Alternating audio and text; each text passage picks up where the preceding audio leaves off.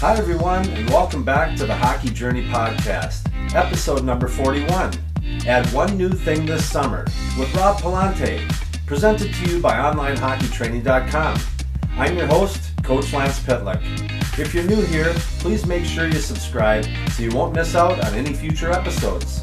As we get ready to pop the cooler top, before we do, if you want to learn more about me, my hockey experiences, what I know, and most importantly, how I've been helping hockey players get really good with a stick and puck, just head on over to onlinehockeytraining.com and gain instant access to my 10-part video series where I'll show you everything. Consider it my gift to you. Summer is officially here and is a time when a kid can make some huge gains in a lot of different areas because you don't have the school commitment, and for the next few months you have more time in your hands. The question is, are you going to use that time productively, or is that time going to use you by wasting it watching others on your smartphone for hours a day, growing as an individual at the slowest pace? Today I want to challenge all of you listeners out there, especially the players out there, to add one new thing this summer to your daily schedule that you will spend 15 to 20 minutes a day executing. You have to view this challenge and whatever your goal is in the same light as breathing, eating, and sleeping. It's done every day for the whole summer. I've brought my good buddy back, Rob Pallante from Mindset Body Bank, to help give everyone some ideas of what you may want to consider adding to your self-growth equation. So ladies and gentlemen, please help me in welcoming back to the show, Rob Pallante. How is Mr. Pallante doing today?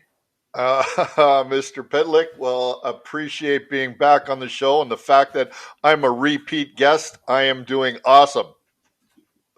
Well, I'm happy to have you here, my friend, because sorry, I was just getting some water, because the conversations are always, I'm always inspired, and I get excited to look at my life from a different perspective because of some of the nuggets that you throw out into the old atmosphere there. So as you heard in the introduction, summer is a time for players, anyone to, well, especially players because of school, but to make some gains in whatever they want to do. And what we're trying to do here today is to encourage everyone. And I look at it as habits because everyone has a bad habit. And maybe let's identify what that is. And that bad habit is something that provides zero growth. So let's get rid of that. And then our challenge is what are some things that they maybe could add to their daily routine over the course of the summer that highly successful people have implemented already? Some of these people think they're secrets, but they're not. It comes down to the execution. So let's start there. You know, how do you think a player should go into this summer thinking about getting a little better at something? Well, you know what? First of all, Lance, let me just congratulate you on this topic. I think it's something that a lot of athletes overlook in their off season. They're so focused on, probably nutrition and their physical workout that I think sometimes they leave out the mental aspect. And so, I'll leave the physical and the nutrition up to those experts. So I'll take a stance from a mental performance side and what we can do to enhance that part of the game. I recently read a quote by Wayne Gretzky, and he said that 90% of hockey is mental and the other half is physical. So if we kind of take that approach to this, you hit on a good thing. You talk about habits and routines. From your own experiences how important habits and routines are. And I think understanding what a good habit and a bad habit is and how we can break a bad habit and change it into a good habit will be important as these young guys, explore what they can add to their success checklist, which is something that I use for my athletes going into the summer. Well, you talked about the success checklist. Is that what we're going to cover right now? So let's start with that. And for me, it's a very simple, I use just a simple spreadsheet with my athletes. And I start off with, what time do you wake up in the morning? Drink a glass of water, make my bed, the real basic things. eat a healthy breakfast, include some form of exercise, strength training. I create a list for my guys that makes it real simple for them because, being able to have a visual and a little checklist that you can physically put a check mark beside and say, completed, done. You'll at the end of the day before you go to bed, you'll be able to look and see, did I complete my activities for the day, or did I miss something? And in my program, Mindset Body Bank, although it's referred to as, could be conceived as monetary, maybe down the road it can be. Bank is, are we making a deposit into ourselves for the day or a withdrawal? And when you look at the success checklist that I lay out for my athletes, it would be from, the beginning of the month to the end of the month. The object of that would be not to have 2 withdrawal days back to back. And in order to not get a withdrawal day, you have to at least check 75% of the boxes. Some things might not be relevant every day, but the idea is to be as consistent in your habits and your routines by having this success checklist or accountability checklist. And you can also engage a partner to make sure that you're accountable and keep each other accountable. It's it's so good because first, when you have that checklist or the success list, your daily success list, and at the end of the night, when you've knocked all of those things off, there is not a better feeling, and it's almost your superpower. So that's highly recommend doing that. The other thing that you mentioned that I found out, and it was something that I read consistently in books, videos, podcasts, is that the importance of mornings, because, and you touched on that, but I've found that it really does set up the rest of your day.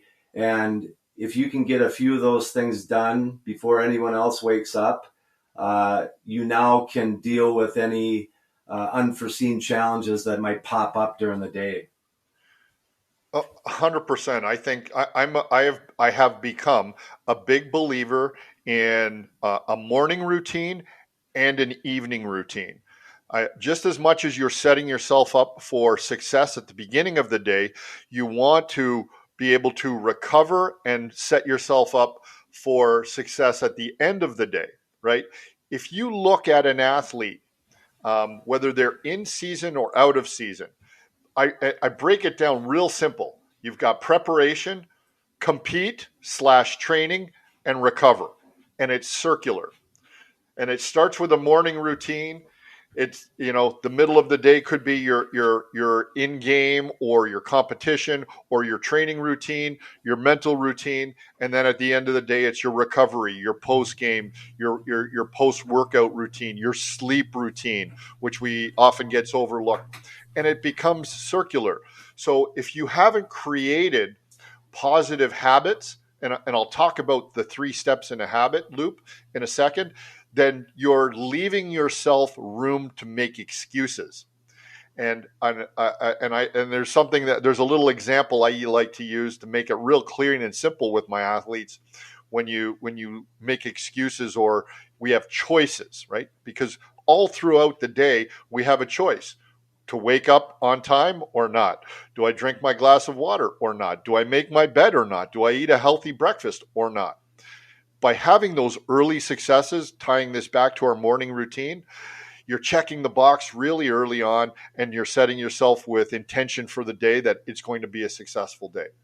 If you break that routine in the morning, that 5 minutes, that hitting the alarm turns into 10 minutes. That's how we start to create a bad habit. And we can talk in depth about that.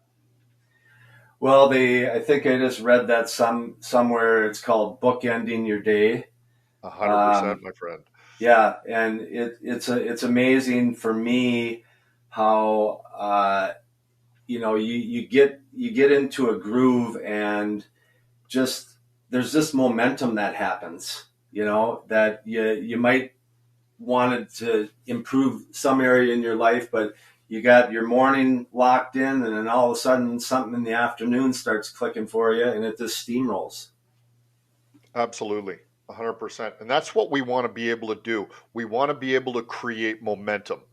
And that momentum starts from the time we wake up and we put our feet on the floor, and we attack our day. And if we think about it in that manner, then I think what it does is it starts to propel itself, and that momentum will carry itself throughout the day. And it all starts with a choice. What time do I wake up at? Right? I use a real simple analogy with the guys that I work with. Lance, if I was to hold up an apple and a bag of Doritos and I said to you, which one is healthier? Apple. The apple. It's obvious, right? And the challenge is throughout the day, every choice we make is either going to be apple or Doritos. At some point, what happens though is we might slip, and that's okay. We don't want to beat ourselves up on it, but we might choose the Doritos. The challenge is how do we get back to the apple? Because, and let's use the scenario of waking up. Say we want to wake up every day at, let's say, 6 a.m. One day you hit the alarm. Now it's 6:10. You hit it one more time. It's 20 after. Another time. Now it's 6:30. Now you've lost a half hour. Okay, so you get up. You go through your day. Nothing has challenged you really other than the fact that you slept in for that extra half hour. Well, now your brain is telling you the next morning you start to negotiate with yourself. Well, yesterday I hit the snooze alarm a couple of times and nothing in my day was affected. So I'm going to hit it again. So you're choosing the Doritos. The challenge is now we're starting to create a bad habit. And sooner or later, we're going to find ourselves back in a bag of Doritos, looking back 1 month, 2 months, a year ago, saying, God, I wish I chose the apple. And that's understanding the 3 steps that are involved in a habit loop: trigger, routine, and reward. Powerful. So next day, I want to kind of go into a little bit of the importance of writing down goals. And there's a few things, I listed 5 things here, why it's important for you. It helps you get clear on what you want. It helps you stay motivated. It helps you narrow your focus. It gives you realistic time frames to work toward, and it allows you to celebrate progress. But the biggest bonus for writing down your goals and looking at them daily is because if you do, you are 42% more likely to achieve your goals because you've physically written them down. I started writing down goals and tell people to do the same because it's pretty powerful when you do that. It's very powerful, and there's a little saying that I heard once, and I write down all these things. I write down all these things in a little notebook or on my phone. Writing is the thinking part of learning. Writing is the thinking part of learning. When we write, like you said, it intensifies the opportunities for success. What you're doing is you're contextualizing those thoughts, you're putting them into words, and you're putting intention and power behind the thought. We've all heard that saying, whether you think you can or you think you can't, you're right. When you start to write, you're increasing the opportunities for success because it's actually the cognitive part of your brain and your body working together. Very interesting. So, talk about writing the goals down and stuff. Here's one thing that players can add, and I've tried it a little bit, but I just it didn't work for me because of other things that I had going on, and you got to choose. Most of the time, work takes over. But how important is journaling? Touch on that a little bit there, Rob. Yeah, I think people get this impression of journaling. It's that you have to spill your guts out and write everything down, and I don't have the time to commit to writing a journal every day.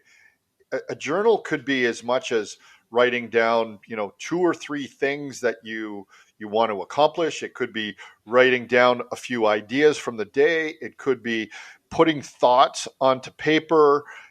Like I said, what it does is it helps to contextualize the thoughts in your brain. You know, I mentioned this maybe the last time we were on. Our brain works, in a way that will process somewhere between 15,000 and 60,000 thoughts a day. We can only hold one thought at a time. And of those 50 to 60,000 thoughts, 85% of those are going to be negative, and 95% of those negative thoughts are repetitive. If we're finding ourselves in a bad place, our thoughts will start to compound, and we'll try in our mind to rationalize through them. And being able to only hold on to one thought at a time makes it very confusing. We get what's called monkey brain, where your thoughts are bouncing around from one thought to another. When you journal, when you write, when you put those thoughts into paper and you contextualize those words, you will find that you are able to make more sense out of your thoughts and either add to, eliminate, or change the way that you think by simply writing down your thoughts. I think that's the power of journaling. The other thing for an athlete that I think it does is, and I know players that have done this, is they will write, they'll write how they felt during a workout, during a practice, and they'll also journal before and after games. It becomes, you'll start to see that your behaviors and the feelings you had on the successful days and those successful competitions will repeat itself. And by being able to write them down and going back and reviewing, God, 2 weeks ago I had a really great game, or I had an awesome practice. I felt really good. Well, what did I do during that day? What did I eat? What time did I wake up? What was my sleep like? Those are simple things that you can jot down. I use a one pager with a lot of my athletes where they just write down, what time did I go to bed? How many hours was I on my phone? That's a big thing. We could talk a whole bunch about phone usage, and you touched on that earlier. How many hours was I on my phone yesterday? How did I feel? Was I grateful for my day? Was I thankful? Was I helpful? Was I a servant? Or was I just taking during the day? All of those things can lead to positive physical experiences or negative physical experiences. You talk about uh, how much time is spent on those handheld devices. And I recently, within probably the last year or two, really cut back on that thing interrupting my day. And what I realized is that, I wasn't giving myself dedicated time just to think and ponder. And I look at the kids today, I remember sitting as a kid in my room, you didn't have the internet or anything. It was just Aquaman and me and my imagination, That's it. and a shark and, saving the world. But, Yeah. do you think kids, have time where they just sit and think nowadays? I think it's becoming a bigger problem, and you could probably do a whole other podcast, and we can talk about that. There is a challenge out there right now today with kids and their phones, and I'll share one extreme situation with a young athlete, young hockey player that I was working with. One on one, his dad had engaged me. I worked with his team. He said, my son needs some one on one time. I had a hard time connecting with this boy in the fact that I found him not always responsive. I could tell in the video chats that I was on, his eyes were going down to his phone. So one day when I was in the gym with him and his father, and I asked him to pull out his phone, and I said, I want you to look at how many hours on average during the last week that you have been on your phone per day. He all of a sudden got really squeamish, and his dad was looking. He opened up his phone reluctantly, and he switched over to on his iPhone the screen that shows you your screen time. Lance, this was a 15-year-old boy in his OHL draft year who was on his phone for on average, 10 and a half hours a day. A day? A day. Now, Red that's flag, an red extreme, flag. Yeah, wow. okay? Now, you figure from the time you wake up, maybe to the time you go to bed, you've got practice, you've got school. He was on his phone for probably 90% of the time that he was awake. Wow. A quick word from our sponsor, Sniper's Edge Hockey. Sniper's Edge Hockey is your one-stop shop for your at-home hockey training needs on and off the ice. Find the perfect start to your at-home training area with slick tiles, synthetic ice, or a rink liner. Or upgrade your home setup with one of our top-quality training tools to help you work on soft hands, all of your dekes and dangles, perfect your one-timer, and improve the power and accuracy of your shot. Find it all online and in stock for immediate shipping at snipersedgehockey.com. We know that the phones they can be a great asset, but they also can be such a distraction. So major distraction. Let's just take a break for a short second on the mind and go to some physical things. So one thing that someone can learn how to do this summer, and I taught myself how to, is to learn how to juggle. Did you ever learn how to juggle? I mean, you see Ryan O'Reilly, during the playoffs, he's always juggling something with his stick or with his hands. Did you ever learn how to juggle? I never did. Maybe that's I'd pick up the ball, but I never. But in all fairness, I never committed to learn it. Yeah.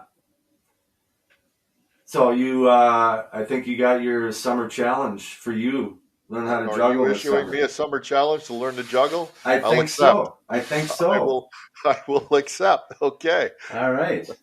So just all I did was just went to YouTube and teach me to juggle or whatever, and watch a couple videos, and then just started putting in the time. Bean bags. You got to get a set of beanbag juggling things, because you don't want to have like tennis balls or stuff like that. So yeah, that's some easy skill like that. Great hand-eye coordination. So maybe consider that, all you out there, to join Rob and learn how to juggle this summer. So talk to me a little bit about I know it's important, but the difference between visualization and meditation, because this could also be something that players might want to investigate. 100%. And scientific studies are backing the power of visualization and meditation now. The real difference is, with a visualization practice for an athlete, one of the things or what you can incorporate is what I would call a highlight reel and an adversity reel that you can play out in your mind at any given time. The more structure you have in your day, then we go back to that success checklist. It might be, 10 minutes of visualization and 10 minutes of meditation. The visualization part can be used in any situation, either prior to competition, after, in the morning. The highlight reel is where you pick out 3 to 5 plays in your mind that might be from your past, and how you executed really well. And you go through those in your mind. And when you're doing your visualization practice, it's very important that you try and call in all 5 of your senses. Touch, sound, feel, smell, sight, the things you see. Like for example, a hockey player, it might be feeling the ice underneath their skates, how they're gripping their stick, feeling the wind in their face as they're heading down the ice, feeling the puck on their stick as they're going through that highlight reel, noticing where players were on the ice for that particular play. The adversity part of it is very similar, because it might be, where's a situation where it didn't turn out so well. Play that out in your mind, and then finish it with, what are my options? Well, it didn't turn out when I did it this way. What could I have done better? And then play out that visualization of what you can do to correct that situation. The way our mind works is it doesn't know the difference between physical practice and mental practice. And this was shown by a study back in the 70s through 3 groups of basketball players who were throwing free throws. I'm not sure if you're familiar with this this study, Lance, but they took 3 groups of basketball players, and the first group, they said, we want you to throw free throws for an hour. We're going to measure your accuracy, and then you're going to go away for 2 weeks and practice your free throws every day for an hour, and then you're going to come back and we're going to test the increase or decrease in your productivity. The second group, they did the same thing, throw free throws for an hour, but instead they sent them away and said, we want you to visualize free throws, how the ball feels, the mechanics of your arm, where your feet are, the release, the sound of the ball going into the net. Visualize that every day for 30 minutes.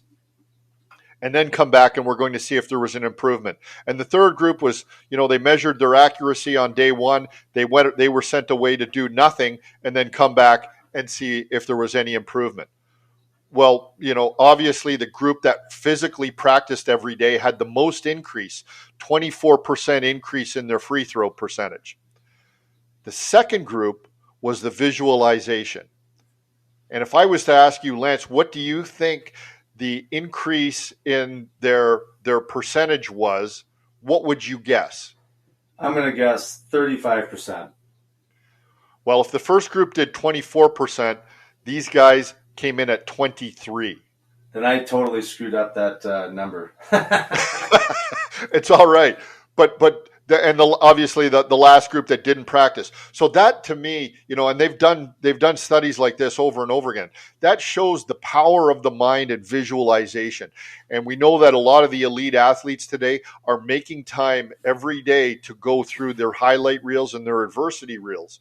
The good part about the adversity reel is when you're in those situations again, they're not foreign anymore. Your body is going to say to itself, I know what's happening here, and I know how to correct it.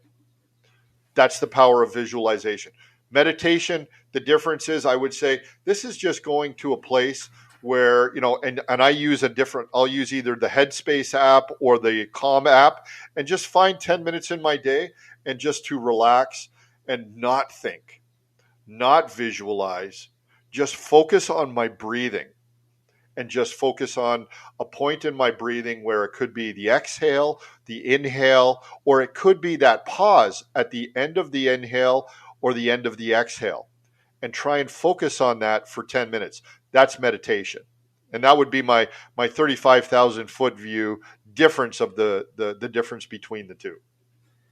The power of visualization. I remember reading do you ever read the Chicken Soup for the Soul series by Jack Canfield at all? Yeah. There was one story in there of a POW who every day he would walk his hometown golf course and play a round of golf. Yeah. And after however long, when he got released and freed, and got healthy again, he went and played golf, and I think he shot par. It hadn't golfed in years, but he golfed in his mind every day for all these years. I mean, the power of the mind is amazing. It really is incredible, and it's a skill that we often overlook because we're so focused on competing physically that we sacrifice the mental part of our training. And and why do you think that is? Is that a learned behavior? Is that laziness? I don't think it's laziness, Lance. I think it's just we're learning more about the mind as we go on, and if you look back at the way we trained when we were younger and the way kids are training today, everything is evolving. And I think we have to remain open-minded in a growth mindset, that there's more to learn, that our mind is a very powerful tool, and that sports isn't just one based on who's bigger, stronger, faster. Because if you look at the best athletes in the world in their sports, arguably call it Wayne Gretzky or, Michael Jordan, they weren't always the biggest, the strongest, or the fastest, but they had a mental aspect of their game that could carry them above and beyond the limitations of their physical aspects. And when we learn to embrace that and bring the two together, it's a powerful combination. And I think we're just on the cusp of it. So awesome. Next, let's talk, what your thoughts are, self-improvement learning, listening to podcasts, YouTube videos, hearing motivational speeches, videos or podcasts on productivity or leadership. Should that be something that kids should be thinking about adding on a daily basis a little bit of time to? So let's go back to the apple and the Doritos. We know that the apple is healthy for us, right? We know that that's good for our body. We know that that'll produce a better result long-term eating an apple a day than a bag of Doritos a day. The same thing goes for your mind. Garbage in, garbage out. What you feed your mind is just as important as what you feed your body. The music you listen to, the podcasts you listen to, the books you read, these all are food for our brain and for our mind. It's just as important that we put positive and reinforcing books and podcasts and reading into our daily diet as we do nutritional foods into our body. It is, and it's never been easier to consume content than it is today. But again, are we consuming content that is the bag of Doritos, or are we going for the apple? It's choices. It's It choices. We all have that choice, right? And that's an example. That's a great example. I'm going to be in the car for an hour. Do I want to listen to, some rap music, which I'm not disputing the positivity or negativity of rap music for an hour? Or do I want to take a half an hour of that hour and listen to something that's going to improve my mind and then enjoy the music afterwards, or vice versa? It's so true. So I just launched a podcast, and I did a book review. One of the books that I reviewed was The 5 Major Pieces to the Life Puzzle by Jim Rohn. Have you ever read that? I have not. I'm familiar with it. It's on my list. So he has this quote that pain weights. Discipline equals ounces and regret equals tons. So basically what he's saying is that at some point in your life, usually later in life when you've had some experiences along the way, but you'll have to experience one of two pains, the pain of discipline or the pain of regret. And the difference between them is the pain of discipline, that dull pain that you have on a daily basis to complete your success list. We're not excited every day. That weighs ounces. That's dull. But when you look back and you have regret, that weighs tons. And I read that and I'm like, wow, okay, I'm looking through this lens a little differently now. Yeah, for sure. I use a saying called, with my athletes when they start to complain about time or decisions, I said, as an athlete or anybody who wants to be successful, I know we talk a lot about hockey players and athletes, but this is for anybody. Sometimes you have to embrace the suck, because it's on the other side of adversity that we find opportunity. And if we're not challenging ourselves and putting ourselves and stepping outside of that comfort zone into an area that forces us to grow, we're always going to remain the same. And we know that doing the same thing over and over again every day and expecting a different result is the definition of insanity. Isn't that the truth? So, for the extremists out there, because I think of you often when what is it, 75 strong or 75 hard? Yeah, 75 hard. So if we got a few extremists out there, tell our viewers what 75 hard is. 75 hard was a challenge created by a gentleman named Andy Frisella. He owns a sports nutrition company called First Form, and 75 hard is grown and grown and grown now in popularity. The first 75 days, there are a list of things that you need to accomplish every day. And it would be drink a gallon of water, read 10 pages of a self-help or a book or one of the books that we've been talking about, self-improvement. You have no alcohol. You have to eat you can't have any cheat meals. So you have to be on a diet. It doesn't say what diet, but you have to eat a clean diet. You have to take a picture of yourself, and you have to do 2 workouts a day, one 45-minute workout inside and one 45-minute workout outside. Once you cross each one of those off or check the boxes, that's day 1. The catch to 75 hard is you have to do every one of those things every day for 75 days. If you miss one of those things on a particular day, you have to go back to day 1 and start over. Wow. So I've done the 75 hard program 3 times. The extension of that is a program called Live Hard, where you do 75 days and then you take a day off and you go into phase 1, which is 30 days. Then you take a month off, you go into phase 2, which is 30 days. You take another month off and you go into phase 3, which is 30 days. And you should end up back on the anniversary of 75 hard. So I've done the full Live Hard program once and 75 hard 3 times. Wow. What were some of the things that came out of that? Like when you accomplished it for the first time, I mean, obviously you're physically a different person at the end of that, but did you accomplish some other things pretty significant as a carryover for the discipline and the commitment to it? 100%. That's a great question because everybody notices the physical right away. I went from 245 down to 218 in the 75 days.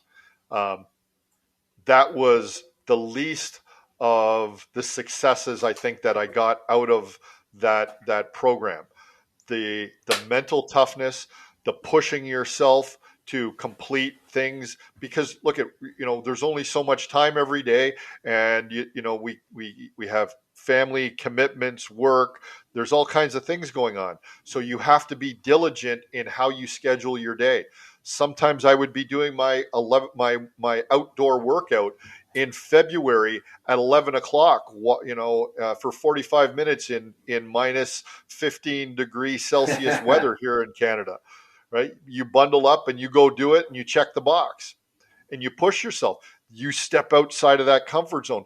You'll be surprised at what you can accomplish when you lead with your mind and not your body, because your body will want to quit and your mind's got to drag you through it.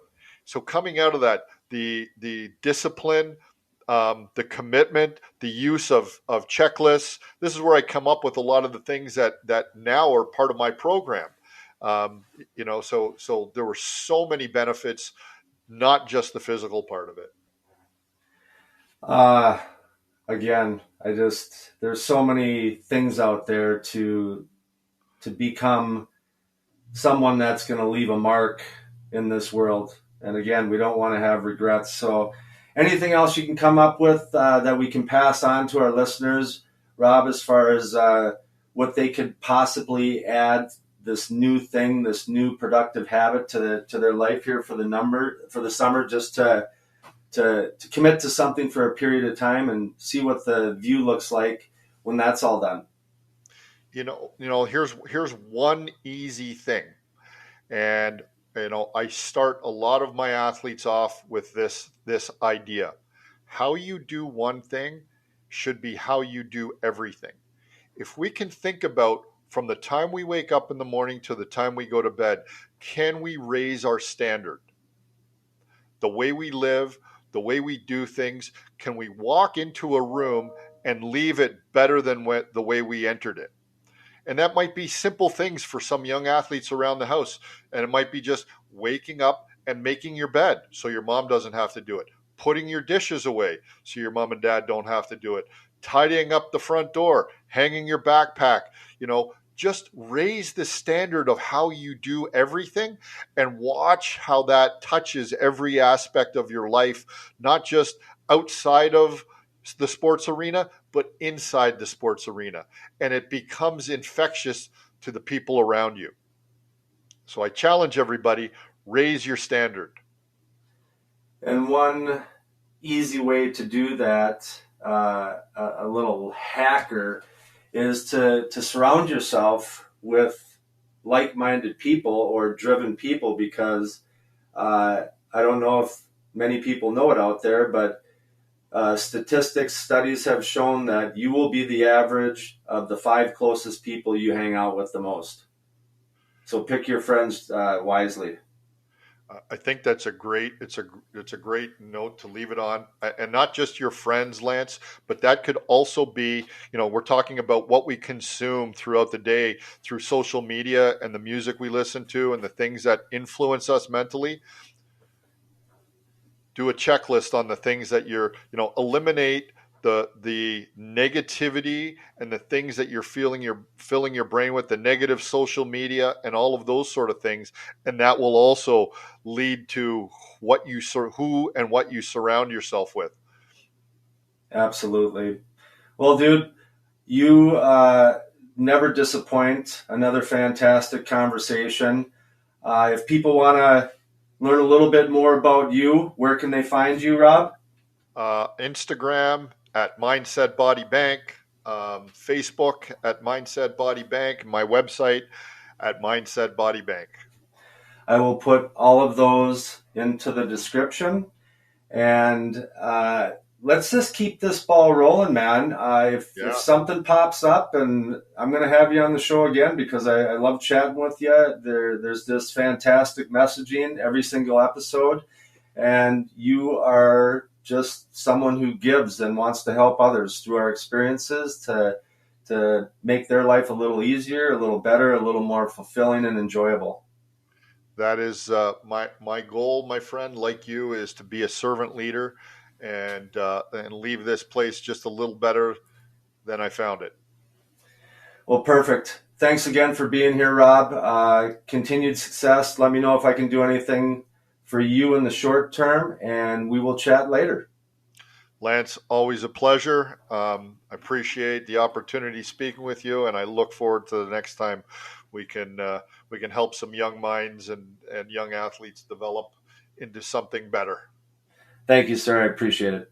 Here's to identifying one bad habit, eliminating it, and replace it with one new thing this summer that helps you grow as a person and gets you closer to accomplishing your goals. Well, that concludes another episode of the Hockey Journey podcast. I can't thank you enough for stopping by and listening.